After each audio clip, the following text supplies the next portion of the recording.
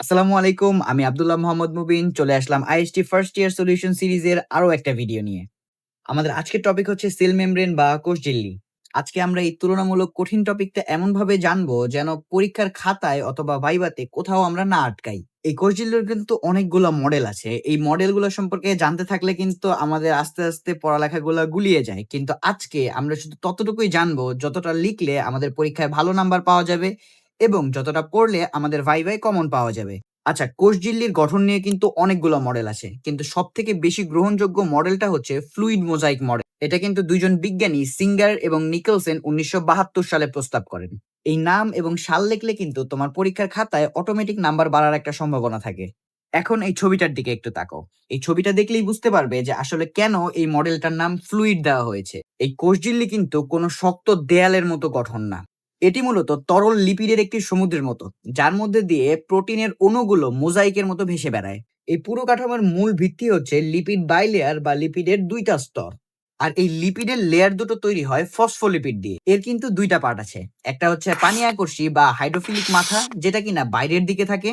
আর অন্যটা হচ্ছে পানি বিকর্ষী বা হাইড্রোফোবিক লেস, যেটা কিনা ভিতরের দিকে লুকিয়ে থাকে। আর এদের মাঝে মাঝে কোলেস্ট্রল থাকে, যেটা কিনা এই ঝিল্লিটাকে স্টেবিলিটি দেয় বা স্থিতিশীল রাখে। এরপর আসছে প্রোটিন। এখানে কিন্তু মূলত দুই ধরনের প্রোটিন দেখা যায়: ইন্টিগ্রাল প্রোটিন এবং পেরিফেরাল প্রোটিন।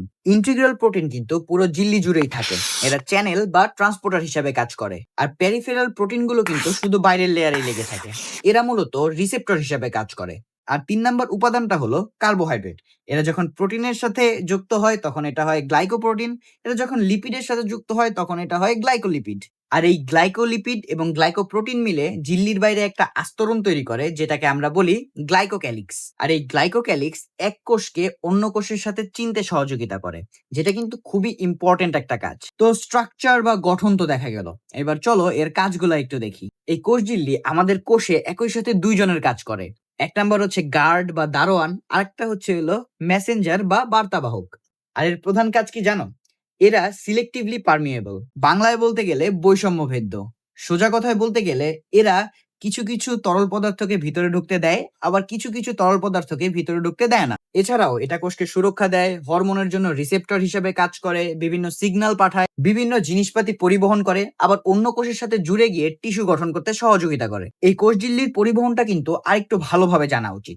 এই কোষঝিল্লির মধ্যে পরিবহনটা কিন্তু দুই ধরনের হয়: active transport and passive transport. আর এটা নির্ভর করে আমরা যে জিনিস পরিবহন করছি, এই পরিবহন করতে আমাদের শক্তি খরচ হচ্ছে কি হচ্ছে না।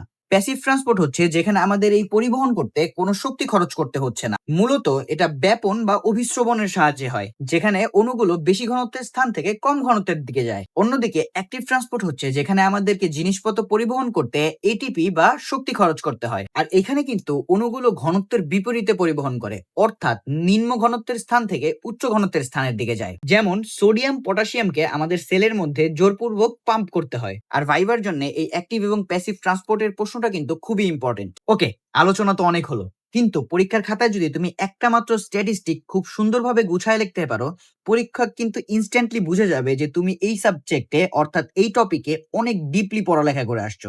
আর সেটা হলো কম্পোজিশনে লিখে দিয়ে আসবা প্রোটিন 55%, লিপিড 40% এবং কার্বোহাইড্রেট 5%। আর এই সংখ্যাগুলো কিন্তু এমসিকিউর জন্য খুবই ইম্পর্টেন্ট। আর এই কোষঝিল্লির পুরুত্ব কিন্তু 7.5 থেকে 10 ন্যানোমিটার। আর এই লাইনটা এমসিকিউর জন্য অনেক অনেক ইম্পর্টেন্ট। ভাইবার একটা খুবই কমন প্রশ্ন হচ্ছে, বলতো কোষঝিল্লিকে আমরা তরল বা ফ্লুইড বলি কেন? আর এর এক লাইনে উত্তর হলো, প্রোটিন এবং লিপিডের অণুগুলো ঝিল্লি স্তরের মাঝখান দিয়ে চলাচল করতে পারে, অর্থাৎ ওরা এক জায়গায় স্থির থাকে না। আর এই একটা লাইনে কিন্তু স্যার ম্যাডামদেরকে বুঝিয়ে দিবে যে তুমি কনসেপচুয়ালি আসলে কতটা স্ট্রং। আর যদি তোমার আগ্রহ এবং সিজিপি এর টার্গেট অনেক বেশি থাকে, তাহলে কিন্তু তুমি চাইলে এই ফ্লুইড মোজাইক মডেলটা আঁকা শিখতে পারো। পরীক্ষার আগে ঝটপট রিভিশনের জন্য এই টেবিলটা কিন্তু খুবই কাজের। খেয়াল করে দেখো, এক নজরেই কিন্তু তুমি এই পুরো প্রশ্নটাকে খুবই সহজে রিভাইজ করতে পারবে। কোষঝিল্লিতে ফসফোলিপিড কাঠামো বানায়, প্রোটিন পরিবহন এবং রিসিপ্টরের কাজ করে, কোলেস্ট্রল ফ্লুইডিটি ধরে রাখে, এবং কার্বোহাইড্রেট এক কোষকে আরেক কোষের সাথে চিনতে সহযোগিতা করে। এখন তোমাদের কাছে একটা ইম্পর্টেন্ট প্রশ্ন, একটু মাথা খাটায় চিন্তা করো তো। জাস্ট 7 থেকে 10 ন্যানোমিটারের একটা কোষ ঝিল্লি, যেটা কিনা আমাদের কোষের বাহিরের পার্ট এবং ভিতরের পার্টকে আলাদা করে রাখে, এটা ছাড়া কি আমাদের পৃথিবীর এত কমপ্লেক্স অর্গানিজম অর্থাৎ এত কমপ্লেক্স জীবন সম্ভব হতো? আর এত ছোট একটা জিনিস আমাদের জীবনের জন্য ঠিক কতটা ইম্পর্টেন্ট? কমেন্ট বক্সে তোমার উত্তর জানাও। আজকের জন্য এই পর্যন্তই। আল্লাহ হাফিজ।